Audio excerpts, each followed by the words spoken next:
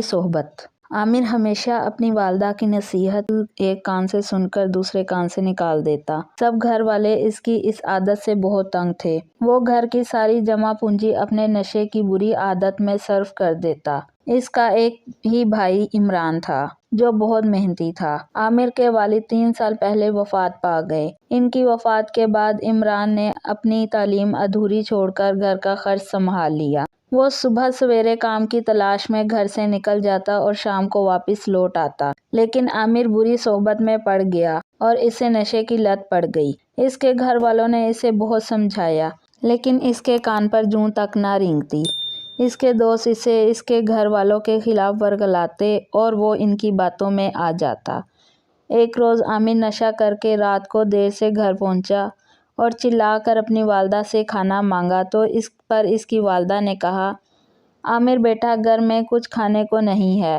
یہ سن کر عامر طیش میں آ گیا کیونکہ اسے بہت زیادہ بھوک لگ رہی تھی اور چلا چلا کر اپنی والدہ کو برا بھلا کہنے لگا۔ عمران نے اسے روکا مگر اس نے کسی کی ایک نہ سنی۔ عمران نے اس کے منہ پر تھپڑ مارا۔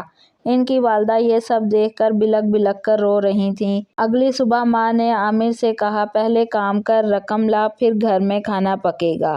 یہ سن کر عامر آگ بگولا ہو گیا۔ وہ اپنی ماں کو دھکا دے کر وہاں سے باہر نکل گیا۔ جب وہ اپنے دوستوں کے پاس پہنچا تو اس کے پاس پیسے نہ ہونے کی وجہ سے اس کے دوست اس سے جھگڑا کرنے لگے اور اسے اتنا مارا کہ وہ زخمی ہو کر زمین پر گر پڑا۔